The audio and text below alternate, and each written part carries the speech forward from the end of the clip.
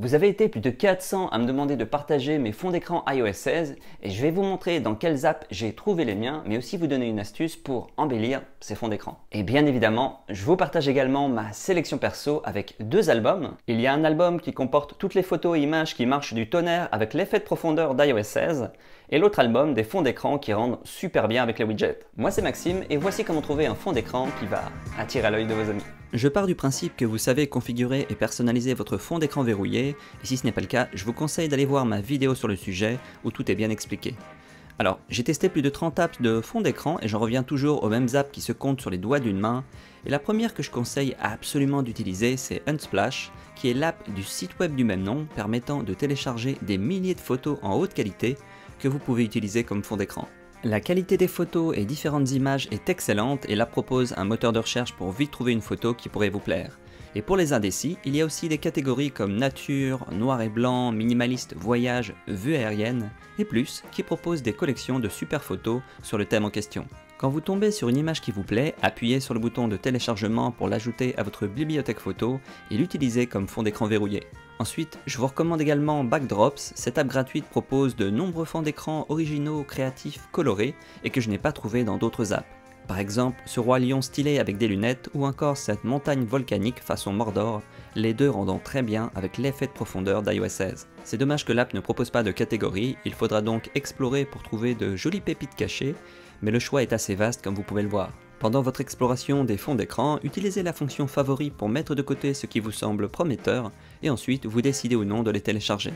Bref, une super app à utiliser en complément de Unsplash. La troisième et dernière app, il s'agit de Wally, une app que j'ai utilisée pendant plusieurs années pour dénicher de jolis fonds d'écran que je ne trouvais pas autre part. Et ce que j'apprécie et ce qui facilite la tâche, c'est que l'app propose plusieurs collections à thème, comme noir, néon, manga, nature, voiture, etc. pour vous aider à rapidement trouver un fond d'écran qui correspond au style que vous recherchez. Vous pouvez aussi vous laisser guider par le choix des autres avec la section populaire qui affiche les fonds d'écran les plus téléchargés sur l'app, et j'en ai trouvé plusieurs sympas dans cette section. Et quand vous téléchargez un fond d'écran, vous pouvez même choisir le format de celui-ci. Le format vertical sera typiquement pour l'iPhone, et le format carré sera plutôt destiné à être utilisé comme fond d'écran sur l'iPad. Je vais maintenant vous parler de deux autres apps à utiliser principalement si vous recherchez des fonds d'écran compatibles avec l'effet de profondeur, en sachant qu'il y en a aussi dans les précédentes apps, mais que vous devez essayer vous-même pour voir si ça marche. La première s'appelle Locked et elle propose uniquement des fonds d'écran qui marchent avec l'effet de profondeur. Le choix est assez vaste, avec plusieurs sections thématiques pour trouver rapidement un à plusieurs fonds qui vous plaisent, par exemple nature, Halloween, film, noir et blanc, animaux, manga et plein d'autres. Et vous pouvez marquer comme favori ce qui vous intéresse et télécharger plus tard votre sélection dans la section favoris. L'app propose de télécharger gratuitement les fonds d'écran en échange du visionnage d'une courte pub, ainsi que la version HD via un abonnement, mais je suis contre l'abonnement pour ce type d'app, la version gratuite me suffit. La deuxième app s'appelle Wallpapers Now et celle-ci propose plusieurs catégories de fonds d'écran, mais si je vous en parle, c'est principalement pour sa section Depth, qui regroupe un grand nombre de fonds d'écran compatibles avec l'effet de profondeur.